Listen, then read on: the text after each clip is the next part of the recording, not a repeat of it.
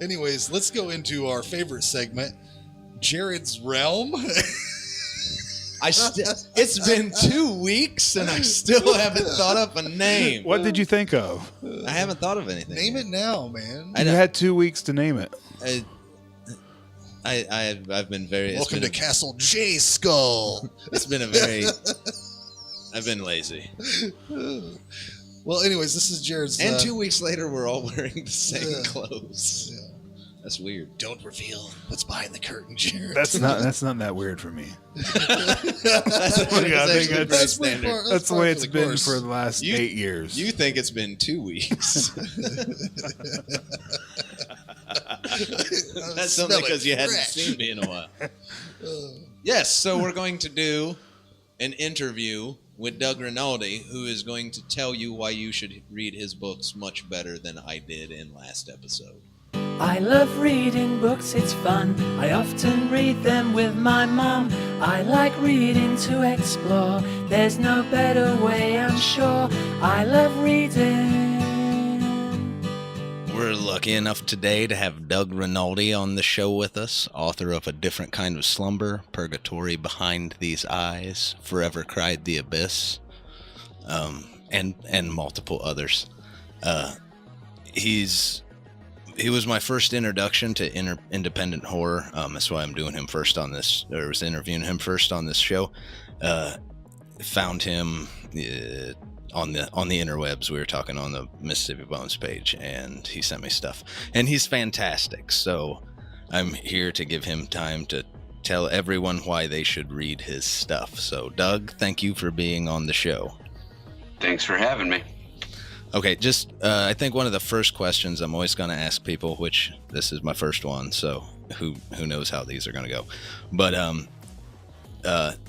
just horror in general seems the first question people are always asked, and you've probably answered a million times before. But anyways, what is it about horror that made you say that? I want to write that.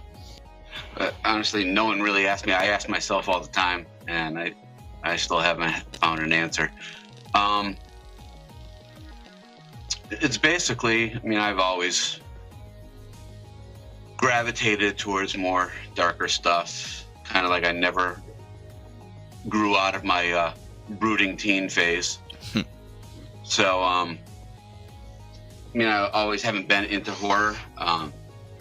They used to scare the shit out of me. Like my first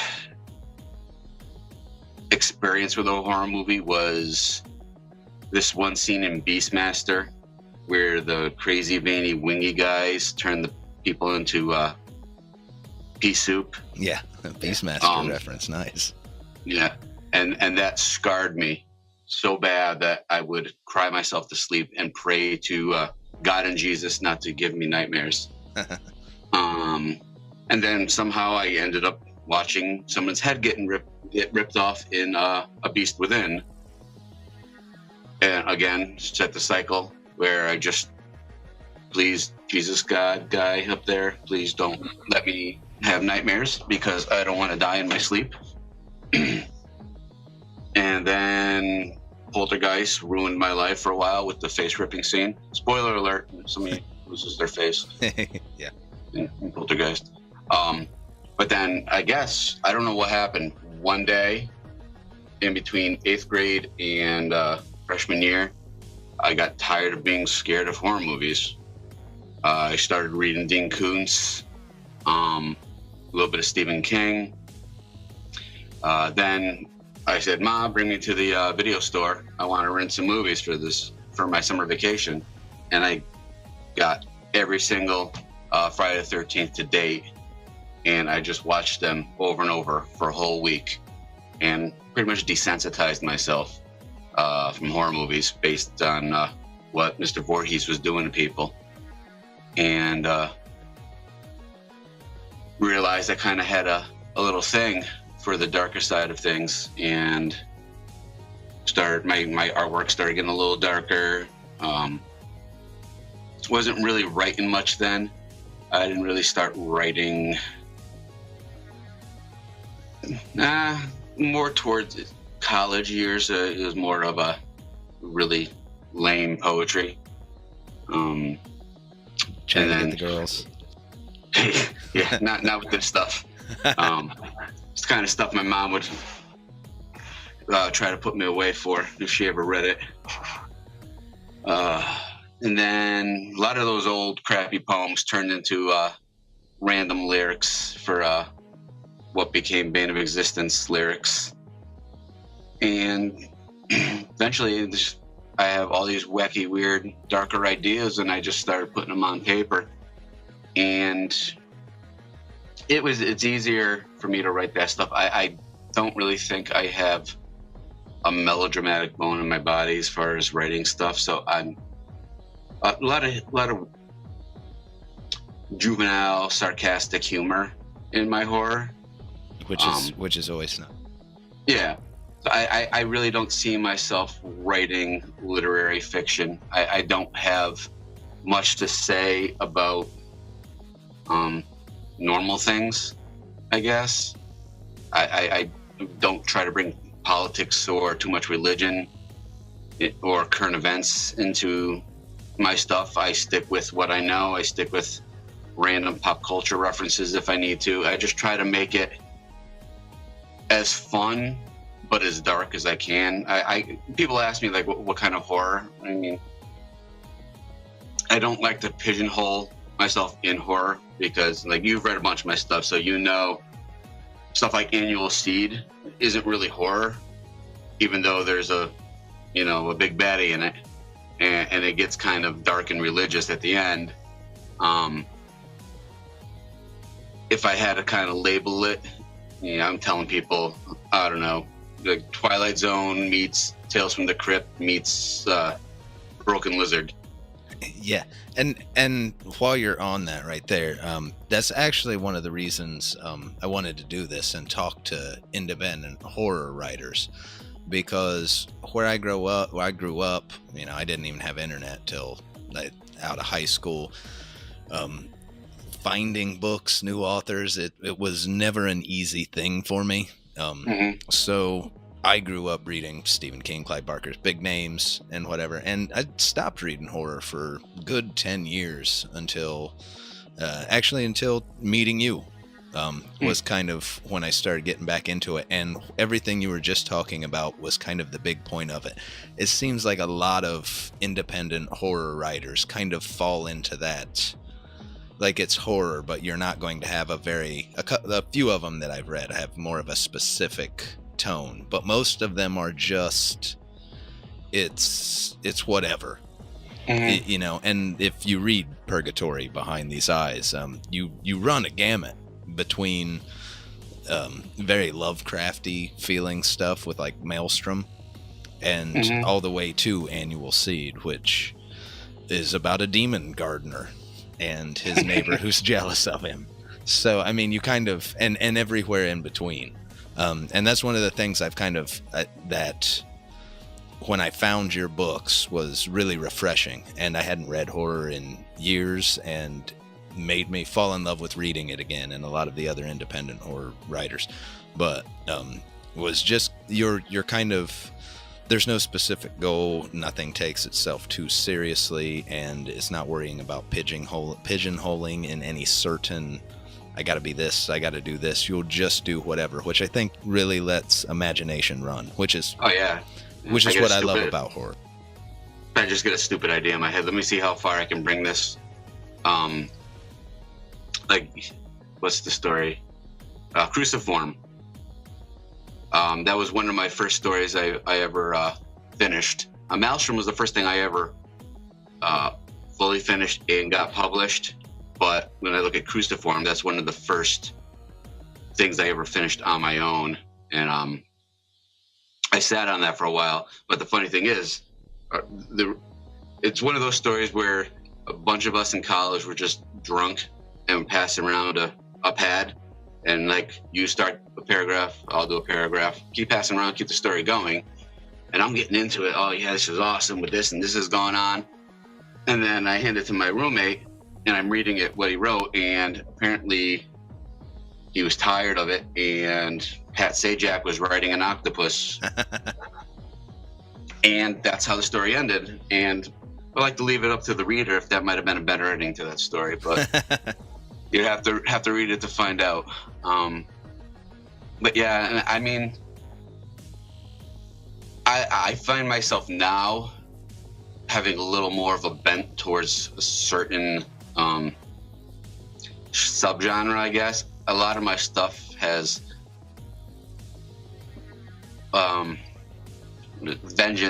revenge kind of motives going on. Yeah. Like if you take with Great Vehemence. Yeah, I was going to mention that book, but I can never say that word right. So I was just going to wait till you said it.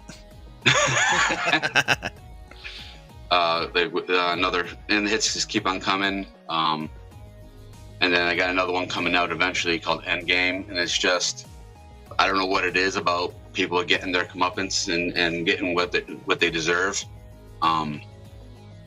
Even if they're the good guy, I mean, not everybody, it's not always the bad guys that get it in my stuff. But I seem to have this penchant towards revenge and vengeance, as well as, and then on the flip side, I mean, I have a lot of creature feature stuff. Some of it falls into more Tales from the Crypt side, and some of it falls more in the Clive Barker / Lovecraft side.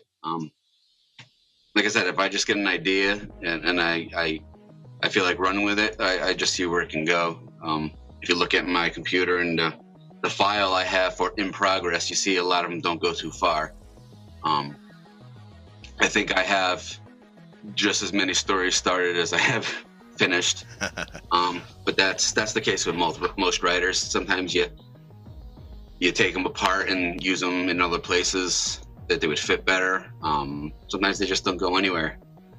And they just end up being trunk babies, unfinished little in progress eggs that don't go anywhere. But I always keep them. You know, you never know when you're going to get to them. Some of them were really good ideas to start with, and I just don't want to let go of my little trunk babies. Yeah, I know you have a few. You've been kind enough to let me read most of your stuff, which I appreciate. But is it Igor? Is that how you say it? Egregore. Egregore. Yeah. That's one I've been waiting for to, and I think recently you said that you may end up using that for a larger piece. But there's one I've been waiting for to come out of the trunk for a while. Yeah, I mean, it's sitting in another folder right now as possibly being absorbed into the quasi-pseudo sequel to the novelette, Different Kind of Slumber, called, oh my God, what's it called? Cathedral of Barren Pines. Which, after hearing about that, I was really excited about that. I've told quite a few people to read A Different Kind of Slumber, which actually felt different. Like a lot of your stuff you were saying, it kind of falls into a revenge or vengeance style, you know, even if it's the good guy or whatever, but killing, or more of a creature feature, which personally the creature features, like Cerabites is still one of my favorite. I think that's an Incident in Central Village I loved. Like that's, you a lot of those you let loose, like the imagination lets loose in it, it gets wild. So, and that's kind of my thing. I'm a creature feature guy anyways. But A Different Kind of Slumber it feels like it falls in the middle of that. And that story is one that I tell people read this first, because it's not a perfect example of all your work, but it feels like a really good blending of all of it.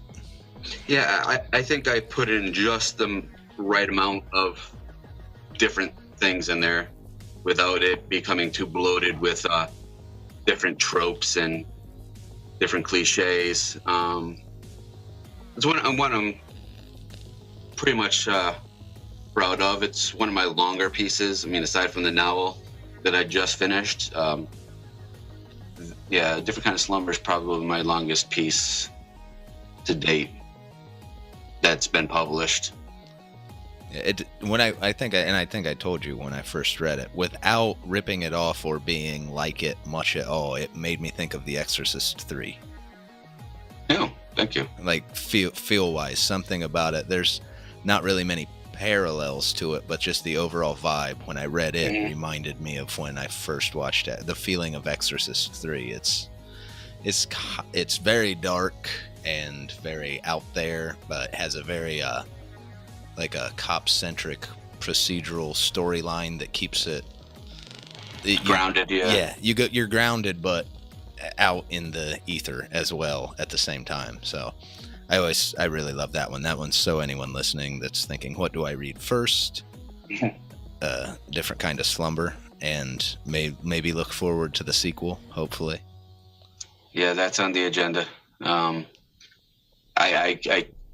keep thinking about it. I'm like, oh, I gotta get back to that. I mean, I made just generic cover art for it just to keep myself interested in it like over a year ago, and I'm like, I kind of gotta get back to it. I miss it. I miss the character, Bobby Montgomery, who is the returning character in this cousin-like sequel. It's not really a direct sequel. It's just it shares a character, and there's a lot of callbacks to the previous book, but it's an all-new storyline. It has nothing to do plot-wise with A Different Kind of Slumber. Gotcha. But yeah, these interviews are really quick, so we'll probably wrap it up. But before we go, what do you have coming out other than plans to work on a related story, A Different Kind of Slumber? I know you have a novel you're shopping around. Yeah, I have a novel I'm shopping around called The Maw of Night. Kind of think a Wrong Turn movie season, franchise meets sci-fi's Ghost Hunters. Yeah, kind of wacky, kind of. I don't want to give too much away. It's a throwback to 80s slashers meets modern technology with ghost hunting. It was a fun story to write. Hoping there's people out there that feel the same, that I'm shopping it around to, but we'll see. I'm shooting for spring 2018 for my next collection of short stories. I don't know. I can't remember the names of my own stuff. Fear of freestanding objects. I know these things. Yeah. Yeah, Fear of Freestanding Objects. That's the next collection. I have a short story due out in Grinning Skull Press, Cranial Leakage 3, called Endgame. Another revenge tale. That one's a really good one. Yeah, that one was a fun one to write. That idea stemmed way back when I was using composition pads to write things down in like the 1990s, and it just morphed into something bigger. And I didn't even know the ending to that story until I said, "Hey, let's do something wacky." Yeah, and the ending really tossed me for a loop on that one. I mean, it was great, but I did not see it coming. Yeah, and I'm working on a collaboration that's still kind of not out there in the public, but with another weird fiction, horror fiction author, local to the New England area. We're shooting for a novella length. It's out there. I've had so much fun writing this and collaborating with this. My first collaboration with another author, and we're on the same page from the get-go, and I couldn't have asked for more. And it's going so smooth that I just can't wait for people to read it. Well, I'm looking forward to it too, because I don't think I've really got to see much of any of that one, which is nice. It's good to have surprises. Yeah, you need something to look forward to. Yeah. Okay. Well, thanks for being on the show, Doug. We appreciate it. You can tell everybody where they can find you and buy your books. Yep, I'm on Amazon.com. Just look up Doug Rinaldi. I think I'm the only one on there. Then you can also go to Doug Rinaldi I don't know. I have so many things going on. Doug Rinaldi writer.wordpress.com. That has links to all my stuff, my publishing history. Sign up for a newsletter, all my social media presence, where I am, where you can find me, and a lot of stuff about me, and links to all the books that I have available. So that's Doug Rinaldi writer, one word, .wordpress.com. And there you go. Go find him. I personally recommend A Different Kind of Slumber and Forever Cried the Abyss, which is a fantastic little book of 3 short little stories. Sarah Bites, one of my favorites. You can get those on Amazon right now. $1 for Forever Cried the Abyss. Yeah, digital for the Kindle. $1 for the Kindle. You can't beat it. So go buy it and read it. And thank you for being on the show, Doug. Thanks for having me, buddy. I appreciate it.